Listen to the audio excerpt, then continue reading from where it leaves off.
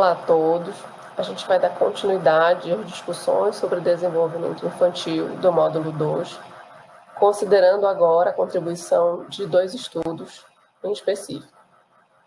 O de Zanon e colaboradores, inclusive, que é citado no documento, o PDF do módulo 2, é um estudo onde eles avaliam a identificação de sinais de autismo por pais de crianças pequenas, de bebês.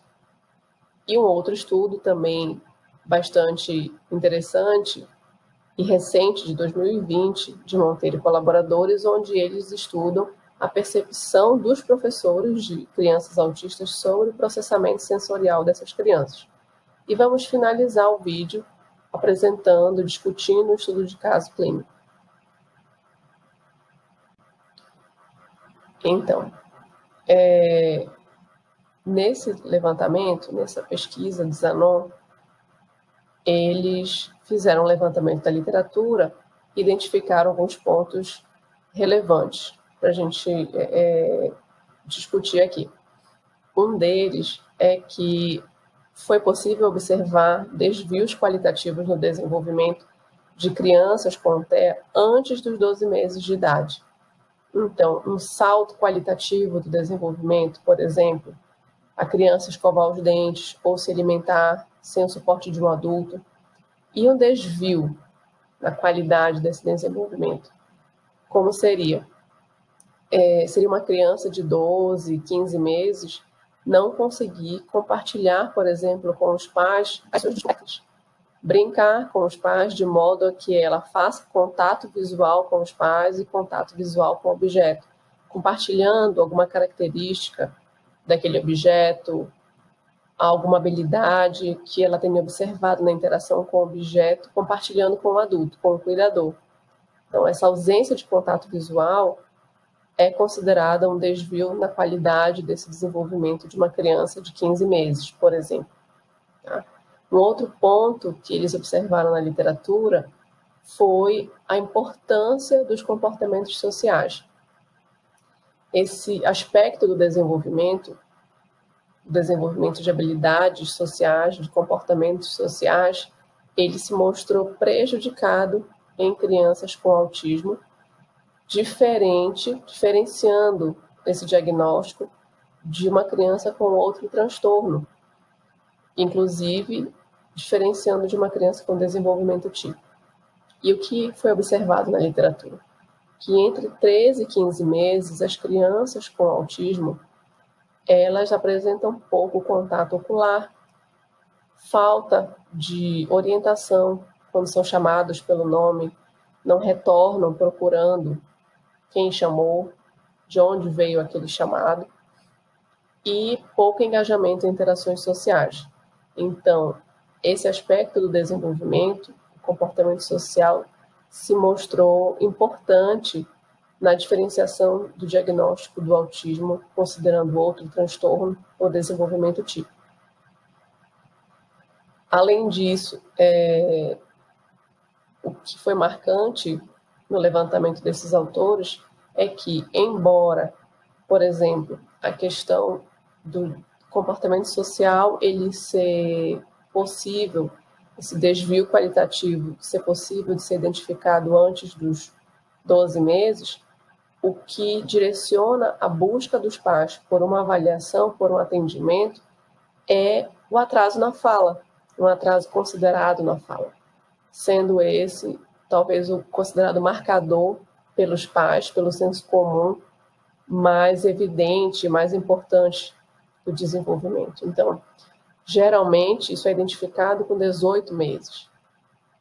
Ou seja, uma criança que poderia ter tido uma avaliação e já ter iniciado o processo de intervenção precoce aos 12 meses, os pais buscam essa intervenção a partir dos 18, iniciam esse processo a partir dos 18. E essa fase é uma fase de grande plasticidade cerebral. Então, quanto mais cedo se diagnostica, mais cedo tem condições de serem feitas intervenções práticas que favoreçam o desenvolvimento dessa criança, possibilitando que esse quadro de autismo ele não se agrave mais lá na frente, né, ao longo do desenvolvimento. Então, não sei se vocês lembram, no documento do módulo, na página 22, tem uma versão do MChat. E nesse instrumento, ele avalia, sim, aspectos do comportamento social. Tem o item 15, por exemplo, que ele pergunta: se você aponta um brinquedo do outro lado do cômodo, o seu filho olha para ele, e aí o pai precisa responder sim ou não a essa pergunta. Além desse item, há outros itens que também avaliam esse aspecto do desenvolvimento, como, por exemplo, 17, 19, 20 e 23, avaliam esse domínio do comportamento social.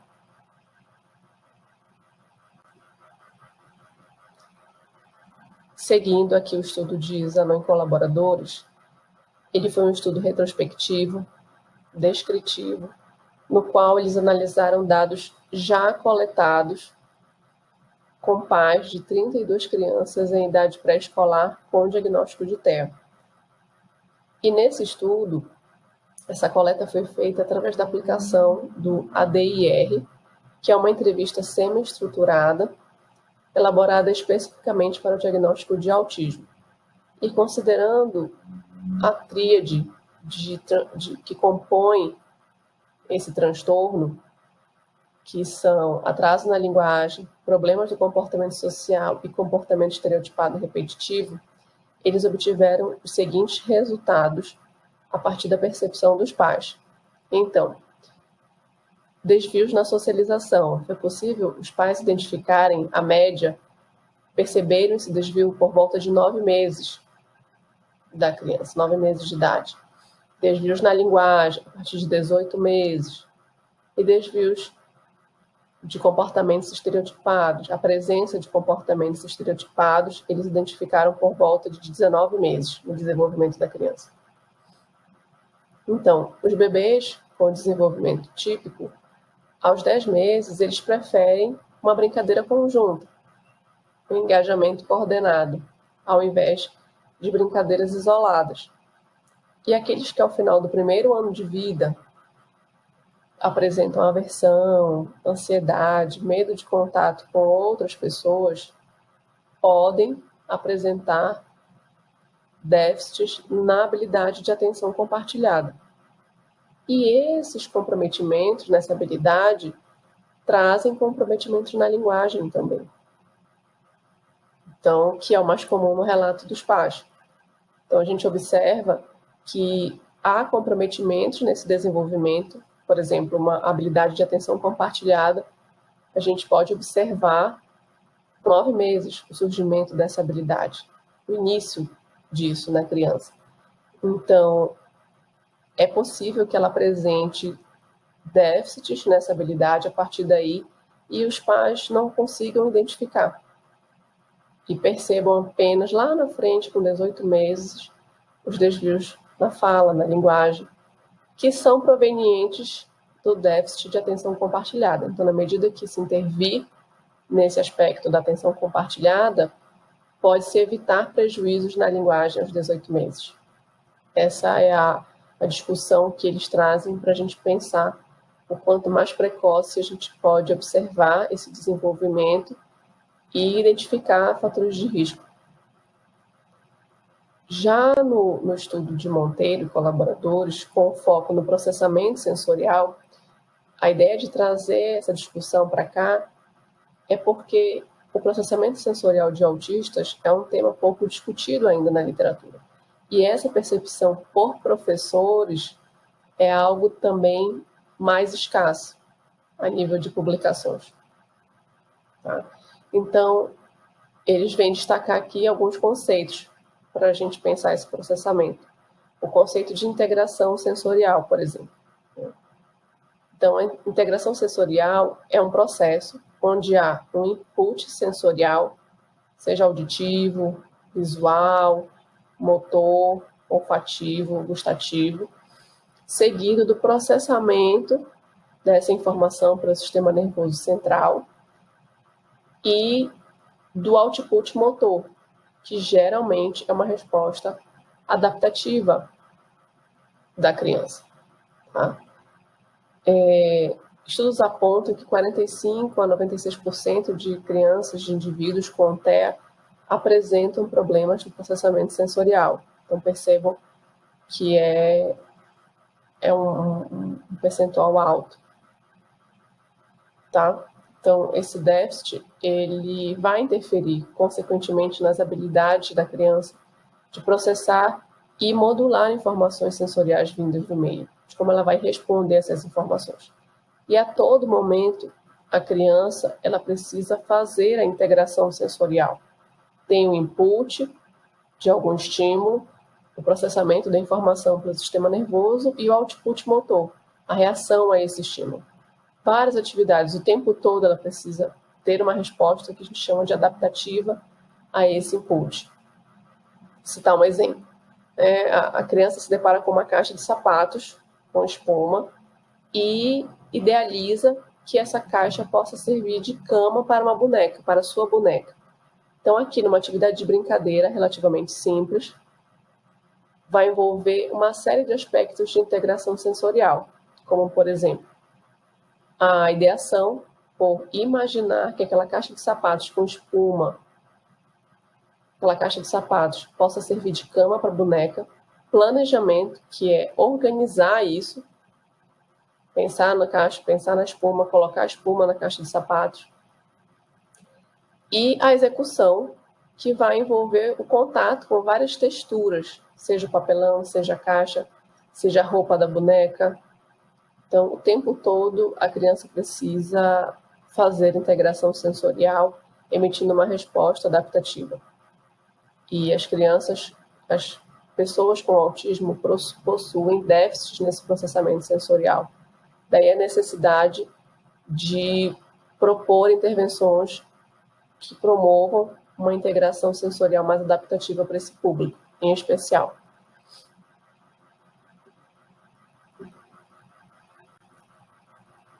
Então, aqui, seguindo o estudo desses autores, 66,1% dos respondentes, eles obtiveram respostas mais e muito mais do que a maioria dos outros no quesito de exploração do ambiente.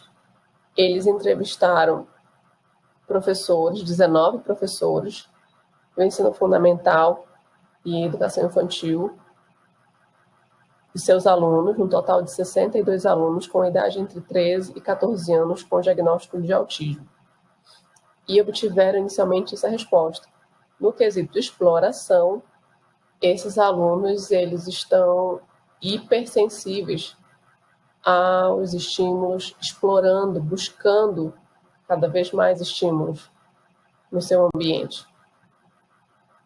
Então, aqui a gente pode ver aspectos de sensibilidade, exploração, observação e esquiva. E a exploração foi a categoria de maior percentual. Aqui, mais e muito mais em vermelho, exatamente como a maioria dos outros em verde, menos e muito menos do que a maioria dos outros em azul. Então, vocês percebam que esse em vermelho é o excesso, é o excesso de exploração, o excesso de observação, o excesso de esquiva e um excesso de sensibilidade também. Nesse aspecto da exploração, eles buscam oportunidades para aumentar a entrada de estímulos sensoriais. E isso, por exemplo, numa situação de intervalo, de recreio, na interação com outras crianças, de forma livre, no parque da escola. Isso pode representar algum risco na medida em que essa exploração ela é excessiva. Um outro resultado que esses autores encontraram foi no quesito observação também. 62,9% apresentaram muito mais do que a maioria dos outros em observação. Então, esse padrão ele pode afetar, por exemplo, o desempenho acadêmico na medida em que os estudantes extremamente observadores podem demorar a detectar um estímulo por se manterem em constante busca por inputs sensoriais, por exemplo. Tá? No quesito de esquiva, que foi o menor percentual entre os três primeiros, 61,2%, as atividades que foram evitadas foram aquelas relativas à estimulação tátil. E a respeito das sessões sensoriais e comportamentais.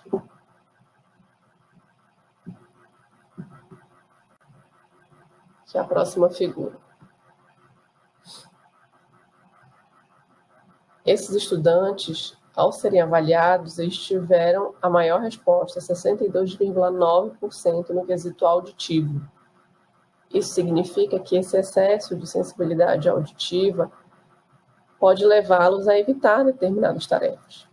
Então, uma situação de intervalo, onde a campainha toca na sala de aula e ele percebe que ali é o estímulo para que as pessoas saiam da sala, professor e alunos saiam da sala, aquele ruído da sineta do intervalo, que para nós é um ruído já incorporado na rotina escolar, para o aluno com autismo pode representar um incômodo muito grande. Alguns chegando a se jogar no chão, ficar em posição fetal. Então, essa percepção de sensibilidade sensorial, ela vai diferenciar de uma criança para outra, e os professores precisam ficar atentos a isso para tentar intervir. Então, nesse estudo de Monteiro, eles identificaram um perfil de alunos hiperresponsivos.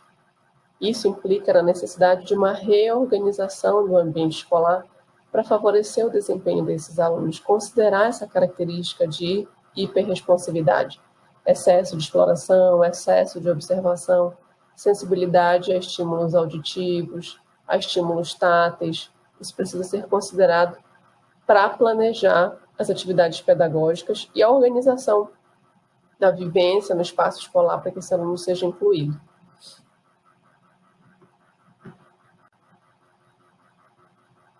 Agora eu trouxe para a gente discutir uma imagem e um texto. Essa imagem, ela é do perfil do Lucas Atípico, um jovem autista. Eu sigo esse perfil. E foi interessante, ele postou tem 2 ou 3 dias, e eu trouxe para a gente discutir essa imagem. Ele aqui se identificando com o carro, né, eu, e o prédio desabando, ele identificou como ansiedade e sobrecarga, e a gente pode ler aqui excesso de estímulo, essa hipersensibilidade, e as escoras no prédio foram denominadas de Steam Toy. Steam vem de estímulo, em inglês, toy, brinquedo, em inglês.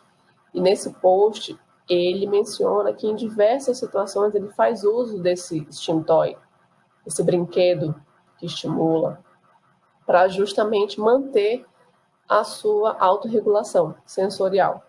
Então, por exemplo, ele cita no Uber, durante a aula, em locais com muito estímulo, quando ele está ocioso, ele até faz uma brincadeira que Steam Toy é vida, na medida em que ele consegue se autorregular a partir dessa estimulação. E menciona que pode ser qualquer objeto, brinquedo, que explore ou contato, aspecto visual, físico, propriocepção, pressão, tá? Qualquer brinquedo nesse sentido. E o texto ao lado é de uma outra autista, já adulta, a Templo Grande, que eu retirei do livro Cérebro Autista. Recomendo a leitura do livro, é muito bom. Então, vamos ler aqui esse parágrafo. Ouvi muita gente com autismo dizer que quando provocam o som é mais fácil tolerá-lo. O mesmo ocorre quando sabem de onde vem o som. Fogos de artifício disparados aleatoriamente pelos garotos da vizinhança podem ser insuportáveis, mas quando são queimados no parque da cidade como parte de um programa no feriado, são aceitáveis. Porém, quando eu era criança, via com terror o mesmo balão que extasiava e deixava as outras crianças contentes. O balão que elas queriam jogar umas para as outras e impulsionavam com os dedos para que tocasse no teto. Para mim, ele pairava como uma nuvem de dor em potencial. para a gente repensar um pouco sobre o quanto esforço uma pessoa com autismo faz para se autorregular. Então, seja por uma hipersensibilidade, seja por um repertório que ainda não é adequado àquele ambiente e por ausência de um comportamento adequado, emite comportamentos inadequados e as consequências que isso gera na relação social com os pais, com os colegas na escola, com os professores. Então, o cansaço e o incômodo que isso provoca neles.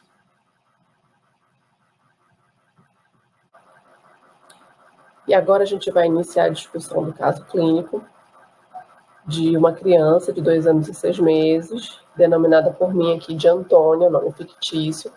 A queixa principal dos responsáveis foi o atraso na fala e a postura dos profissionais foi indicar a aplicação de 2 instrumentos, o checklist Denver, aplicado por um terapeuta ocupacional, e a VB-MAP, aplicado por uma psicóloga. O checklist Denver, ele contém 59 itens e avalia o desenvolvimento a partir da comunicação receptiva, imitação, motricidade fina, comportamento, cognição e competências sociais. O VB-MAP avalia aspectos do desenvolvimento com ênfase no comportamento verbal em 34 domínios. Está dividido em 3 níveis, rastreando, sendo capaz de rastrear esse desenvolvimento de 0 a 48 meses. No primeiro nível, avalia até os 18 meses, 9 domínios. No segundo nível, até 30 meses, com 12 domínios. No terceiro nível, até 48 meses, com 13 domínios. Então, reforçando aqui o que a gente vem discutindo, a importância de se fazer o rastreio desses fatores de risco para o autismo ainda na primeira infância. Porque quanto mais cedo o diagnóstico, mais cedo a intervenção dessa criança, prevenindo problemas na creche, na pré-escola e o agravamento do quadro.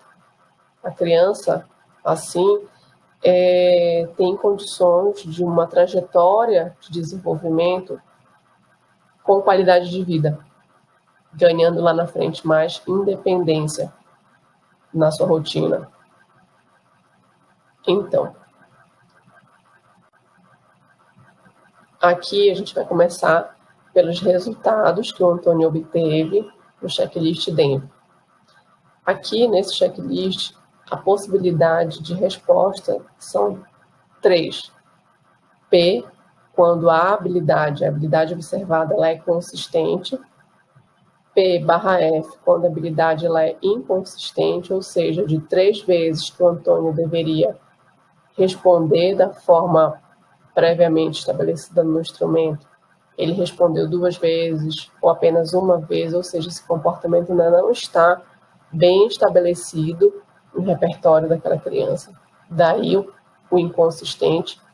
E o F é a notação para quando o comportamento não é observado pelo avaliador. Como resultado do Denver, o Antônio teve déficits em algumas áreas.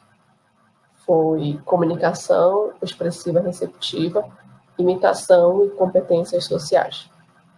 Na comunicação receptiva, eu vou ler alguns itens aqui com vocês para a gente observar como ele se comportou a respeito desse aspecto do desenvolvimento. Então, uma habilidade que foi observada pelo avaliador. Olha para imagens indicadas à medida que um adulto aponta imagens de um livro, por exemplo. Ele demonstrou essa habilidade. Uma habilidade inconsistente, responde à voz voltando-se para a pessoa.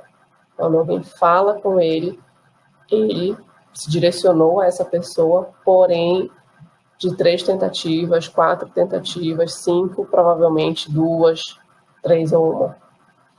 Por isso a inconsistência. E habilidades que não foram observadas nesse domínio.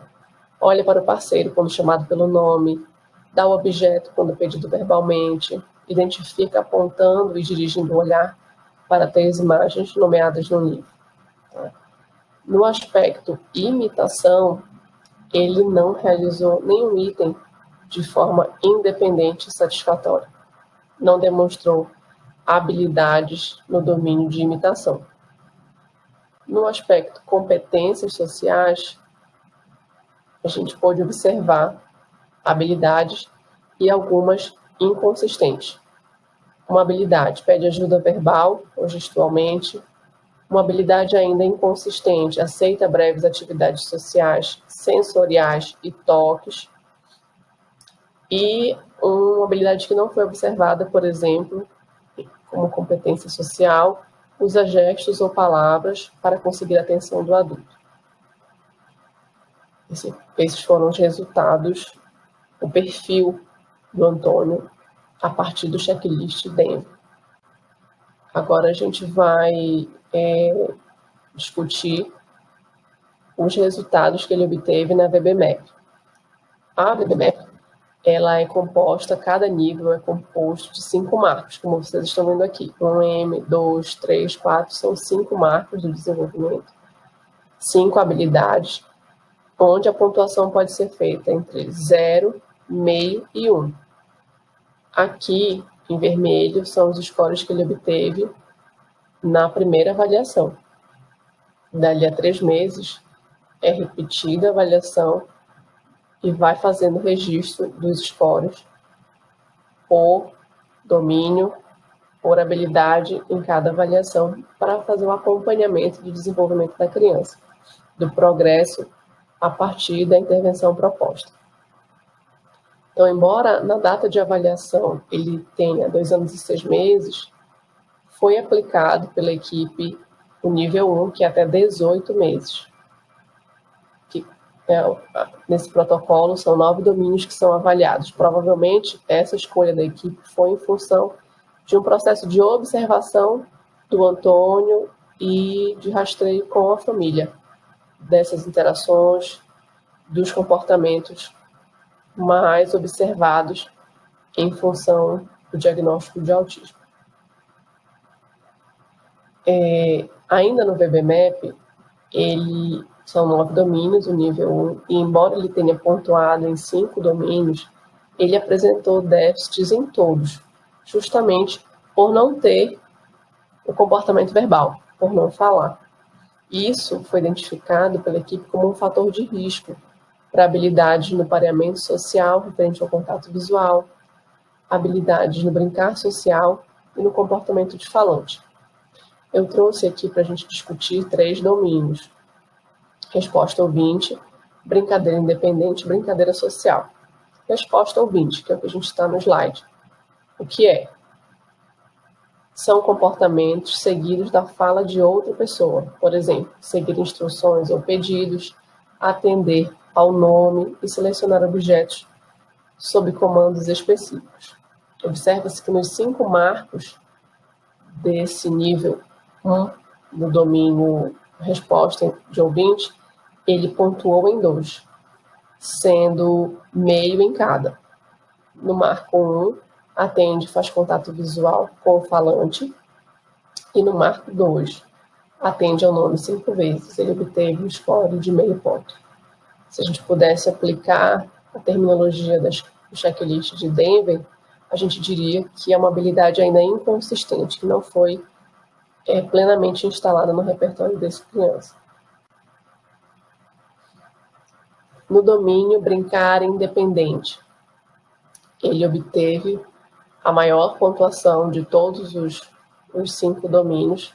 Ele obteve 2 pontos, identificados nos marcos 1 e 4. Marco 1, manipula e explora objetos por 1 minuto. Ele obteve a pontuação total.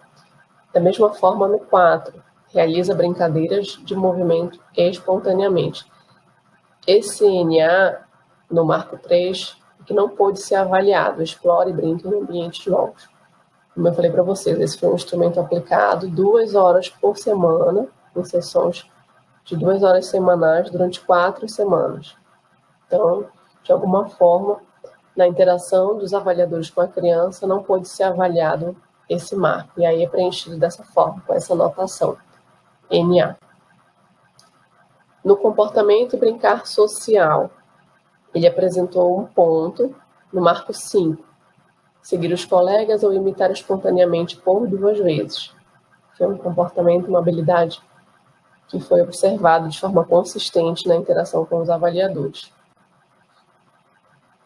Finalizando a discussão do caso clínico, o que a gente observa? Que os déficits nos comportamentos sociais, eles estão presentes desde cedo no desenvolvimento da criança, como a gente discutiu no estudo de Zanon e colaboradores. E, junto com esses déficits, prejuízos na habilidade de atenção compartilhada. Essa é uma habilidade que se desenvolve na criança a partir dos 9 meses de idade. E justamente pela dificuldade de acessar, de identificar essas habilidades mais voltadas para o comportamento social, é que outros prejuízos ocorrem no desenvolvimento, como prejuízos na fala. Há estudos que apontam que déficits em atenção compartilhada são responsáveis por prejuízos no desenvolvimento da fala, que os pais vão identificar por volta de 18 meses.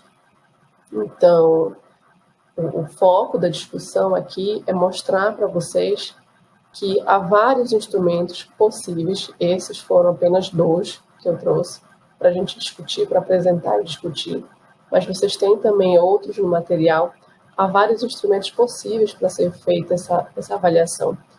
E o principal, quanto mais cedo a gente puder avaliar e identificar que de fato há um transtorno, seja o transtorno do espectro do autismo ou outro transtorno, mais cedo essa criança vai ter condições de receber uma intervenção adequada para as suas necessidades, considerando os suportes, a intensidade do apoio e o tipo do apoio. Ok? Até o próximo vídeo. Tchau, tchau.